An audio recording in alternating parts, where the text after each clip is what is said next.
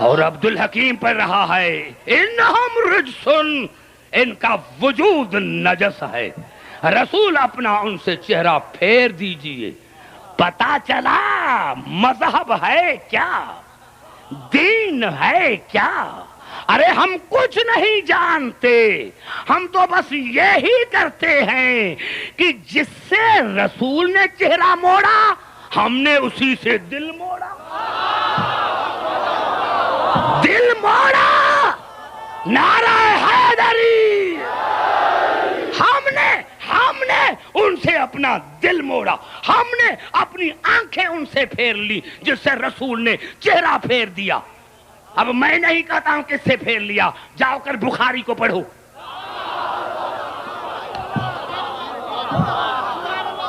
گھبرا تو نہیں گئے؟ توجہ ہے میری گفتگو پر؟ میں نہیں بتا رہا ہوں، قرآن بتا رہا ہے کہ میرے حبیب ان سے اپنا چہرہ پھیر دیجئے کیونکہ ان کا وجود نجاست ہے۔ تو پھر میت نے فائدہ کیا دیا؟ ارے جب رسول کے ساتھ بیٹھ کر نجاست نہیں گئی، زبان سے میرے دوست مجھے دیکھ، ارے جب رسول کے ساتھ بیٹھ کر پاک نہیں ہوا تو مرنے کے بعد تمہیں کیا فائدہ دے گا؟ جب رسول نعرہ حیدری، سمجھ میں آ رہی ہے بات نوجوانوں؟ ہاں، اور یہی سبب نہیں، توجہ، کہتے ہیں کہ شیعہ صحابی کو نہیں مانتے، نہیں وہ بے وقوف ہے۔ کون کہتا ہے؟ ارے ایک رسول کے صحابی کی میں بات کرنا چاہتا ہوں، ایک ہی مشرک تھا، پہلے مشرک تھا، نام اس کا عمرو بن جمو، جیم میم وا عین۔ یہ بیچارہ بت پرست تھا، اور بتوں سے تاریخ نے بتایا کہ اتنی محبت تھی کہ روزانہ صبح شام اس کا سر جھکتا تھا۔ بچے کیا کرتے تھے کہ رات کو ان کے وہ بت اٹھاتے تھے اور گندے نالے میں جا کر پھینکتے تھے۔ صبح کو اٹھتا تھا، بیچارہ ڈھونڈتا ڈھونڈتا وہاں آتا تھا، اس کو نکال کر نہلا کر آگے بٹھا کر کہتا تھا مجھے معاف کرنا۔ توجہ، بات ایسی ہے کہ ایک بات سے لاکھوں آدمی شیعہ ہو جائیں۔ بات ایک ہے میرے دوستو جو تاریخ میں ہے، اور کسی کو نہ ملے تو میرے پاس آئے۔ میرے دوستو، ایک مرتبہ صبح کو عمرو بن جمو اٹھا، دیکھا کہ بت نہیں ہے، بڑا پریشان۔ اس نے یہی سوچا کہ بھائی یہ کہیں نہ کہیں ہوگا، بچوں نے مذاق کی ہوگی، نہیں۔ دیکھا گلیوں میں آیا، دیکھا کہ میرا وہی بت ہے جس کی ایک ٹانگ کتے کے منہ میں ہے۔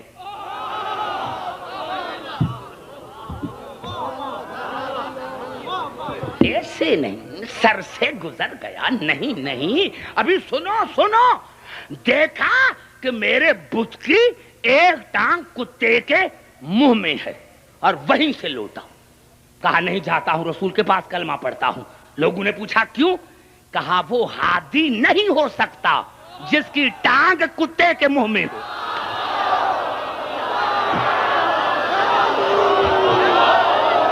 بڑا جملہ میں نے کہا میرے دوستو نوجوانوں، نعرہ حیدری،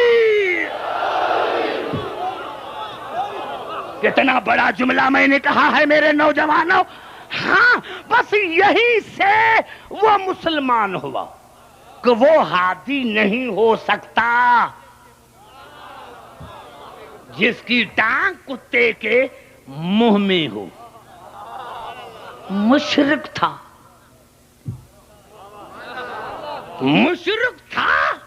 لیکن سمجھ گیا، کلمہ پڑھا۔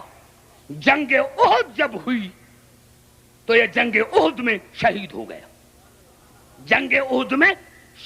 گیا، اس کی بیوی کا نام تاریخ نے نصیبہ لکھا ہے۔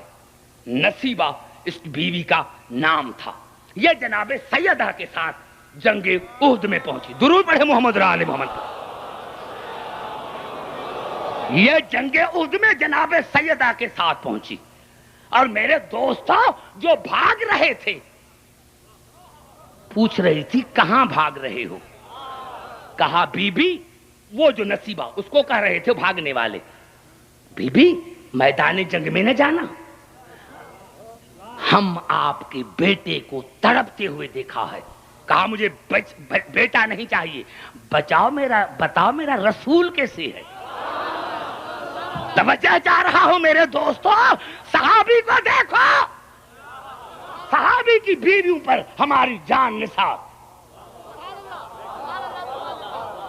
صحابی کی بیٹیوں پر ہماری جان نثار. تم نے ہمیں سمجھا ہی نہیں. ہمارا مذہب عقل سے چلتا ہے، علم سے چلتا ہے.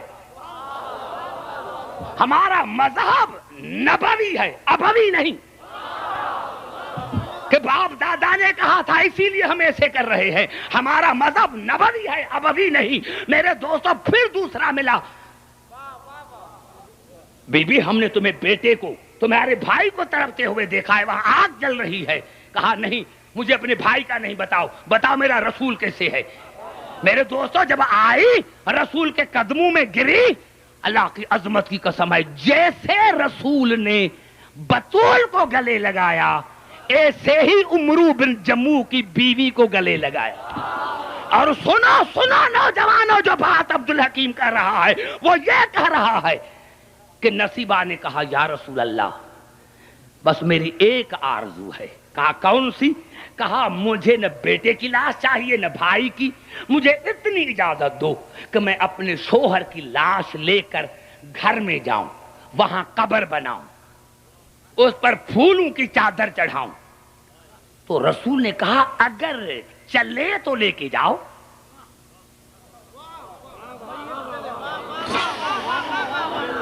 لاکھوں کے تعداد کا مجمع، ارے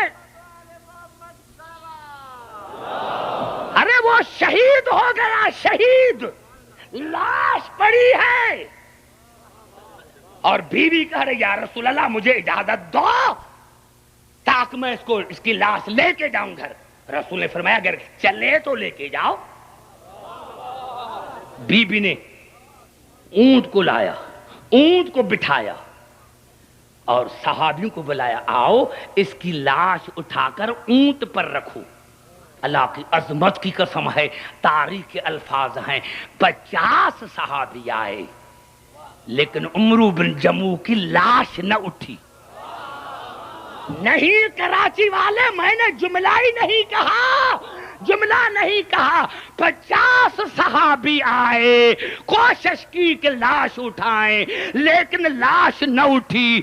50 صحابیوں کے ساتھ جناب نصیبہ آئی اور کہا یا رسول اللہ اس کی تو لاش ہی نہیں اٹھتی. تو رسول نے ہنس کر جواب دیا کہ میرا صحابی تو وہی ہوتا ہے جو مرنے کے بعد بھی میدان نہ چھوڑے.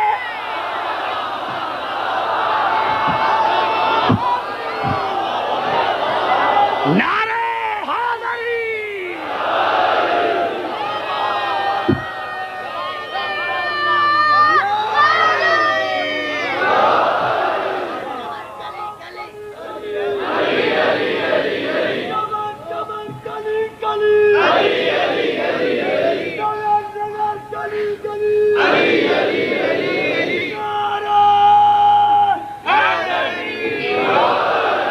بھائی سمجھ میں آئی بات میرے دوستوں میرے بزرگوں؟ ہاں میرے دوستوں میرے بزرگوں سنو، یہ تو میں نے تاریخ کو ٹچ کیا، تاریخ کو میں نے ٹچ کیا تھا نا، میں نے کوئی گناہ تو نہیں کیا. تاریخ کو میں نے تھوڑا سا ٹچ کیا ہے، لیکن 2 آیتیں 3 آیتیں اور سنو. آپ کو پتا ہے کہ میرا سیاست سے تو تعلق ہی نہیں ہے، میں تو باتیں کرتا ہوں وہی جو قرآن میں ہے. میں نے کیا یہی سبب ہے میرے دوستوں میرے بزرگوں کہ جب رسول نے فرمایا من کنت مولاہ فہذا علی مولاہ، تو کیا ہوا؟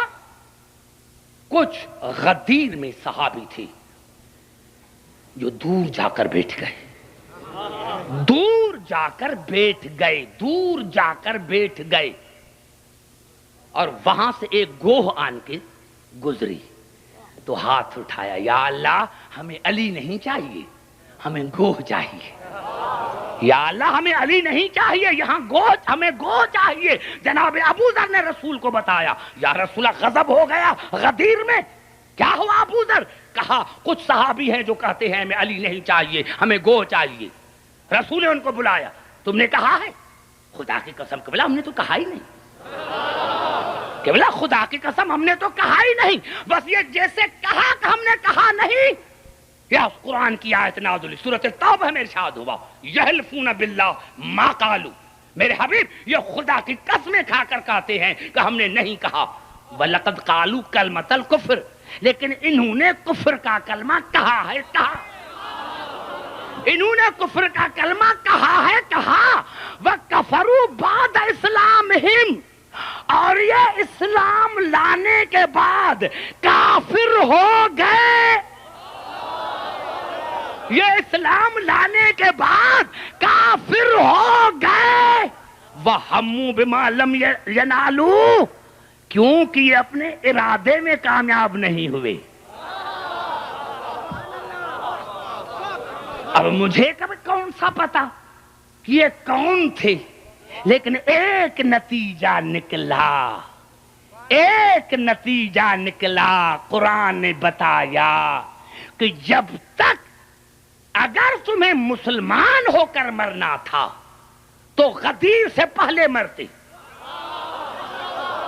بس میرا جملہ یہ ہے جس پر آج کی گفتگو ختم ہو رہی ہے، اگر تجھے مسلمان ہو کر مرنا تھا علی کے سوا،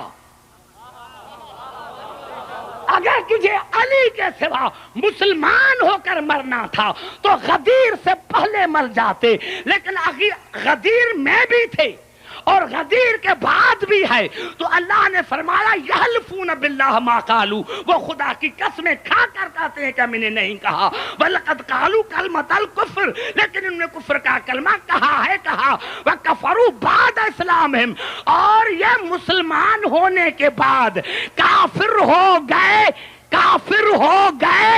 تو مسلمان ہونا تھا تو غدیر سے پہلے، اگر آج زندہ ہو تو علی علی کرنا پڑے گا۔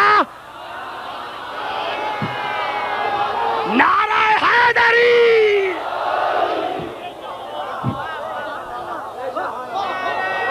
نعرہ حیدری، سمجھ میں آ رہی ہے بات؟ میں نے قرآن سے کوئی یحلفون باللہ ما قالوا وَلَقَدْ قَالُوا كَلْمَةَ الْكُفْرِ وَكَفَرُوا بَعْدَ إِسْلَامِهِمْ وَهَمُّوا بِمَا لَمْ يَنَالُوا۔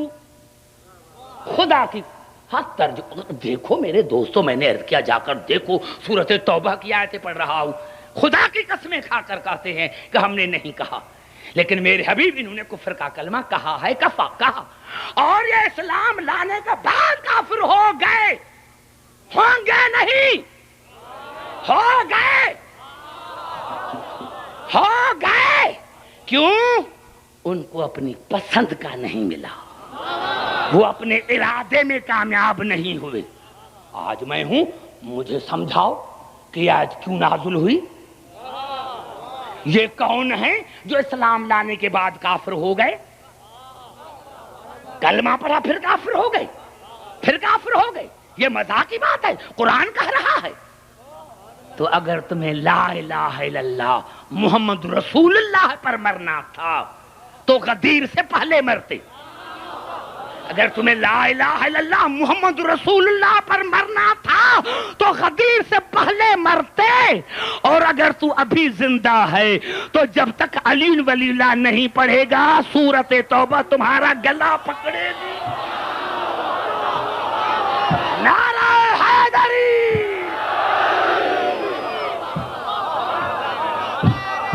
نعرہ حیدری۔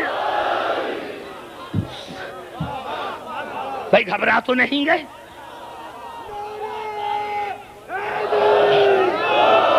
ہاں، ختم کی میں نے گفتگو۔ کہ میں نے گفتگو اس آیت پر، مجھے کیا بتاؤ؟ میں قبلہ تم کہو اتنی آیتیں ہیں، کبھی تم یہ کہو بھائی یہ علی کے لیے ہے، کیوں نہیں کہتے؟ میں نے 6-7 راتوں میں اتنی آیتیں پڑھی ہیں، تو کہو بھائی یہ علی کے لیے ہے، کہو اخبار میں دو، کہو نا، کیوں نہیں کہتے؟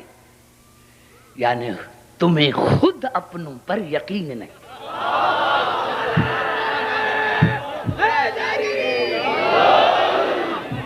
مجھے خود اپنوں پر یقین نہیں، خود اپنوں پر یقین نہیں۔ میرے دوستو یہی تو سبب تھا۔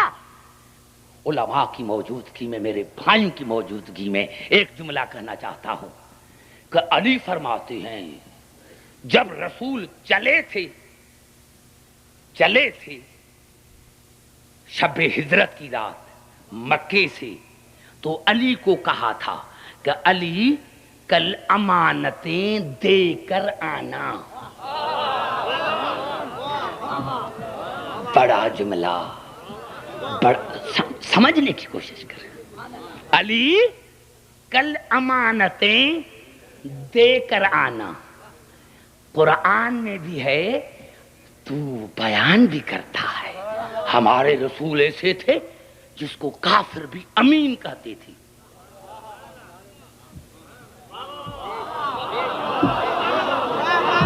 یہ ہے نا عقیدہ، ہے نا میرے تمام مسلمان بھائی عقیدہ کہ کافر اور مشرک بھی رسول کو امین کہتے تھے۔ ارے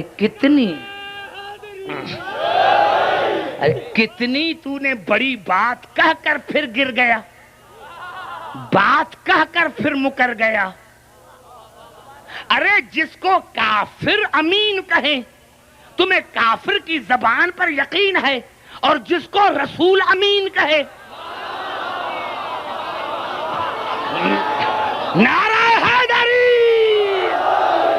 جس کو رسول امین کہے، تجھے اسی امین پر یقین نہیں ہے کہ علی کل امانتیں دے کر پھر آنا۔ اور یہی میرے مولا نے کہا کہ جتنی مجھے نیند شب ہجرت کی رات آئی، کبھی نہ آئی، کبھی نہ آئی۔ ارے بھائی ہم نے تو دیکھا ہے، اور ایک دفعہ نہیں 14 یا 24 مرتبہ رسول نے علی کو کہا تھا آج خطرے کی رات ہے، آج خطرے کی رات ہے، آج خطرے کی رات ہے۔ یا رسول اللہ، ایک بچے کو کہہ رہے ہیں آج خطرے کی رات ہے، آج خطرے کی رات ہے، یہ کیوں؟ شاید رسول جواب دے عبدالحکیم اگر پہلے میں نہ بتاتا تو یہ آپ کو کہتے علی کو پتہ نہیں تھا۔ نوجوان زبان سے سر نہیں ہلا، نعرہ حیدری، علی کو پتہ ہی نہیں تھا۔ اگر علی کو خطرے کا پتہ ہوتا تو نہ سوتے۔ اسی لیے میں نے بار بار علی کو کہا کہ آج خطرے کی رات ہے، بار بار کہا کہ آج خطرے کی رات ہے، اور پھر کہا کہ علی کل امانتیں دے کر آنا۔ علی نے فرمایا میں نے ایسی نیند کی جو کبھی نہیں کی۔ اور کسی نے میرے مولا سے پوچھا مولا خطرے میں ہمارا تو بچہ بیمار ہو جاتا ہے تو ساری رات نیند نہیں آتی، اور پھر خطرے کی رات ہو تو پھر تو ساری رات نیند نہیں آئے گی، آپ سو رہے؟ کہا مجھے رسول کی ذات پر یقین تھا، مجھے رسول کی ذات پر یقین تھا۔ رسول نے کہا تھا کہ کل امانتیں دے کر آنا، تو مجھے یقین ہو گیا جب زندہ ہوں گا تب تو دوں گا، جب زندہ ہوں گا تب تو دوں گا۔ نعرہ حیدری،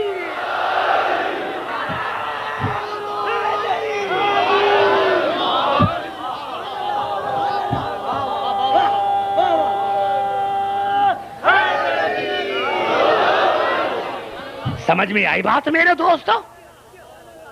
سمجھ میں آ رہی ہے بات؟ یقین نوم علی یقین خیر من صلاۃ فی شک، یقین کی نیند شک کی عبادت سے بہتر ہے۔ قریب رہ کر بھی ڈرتا رہا،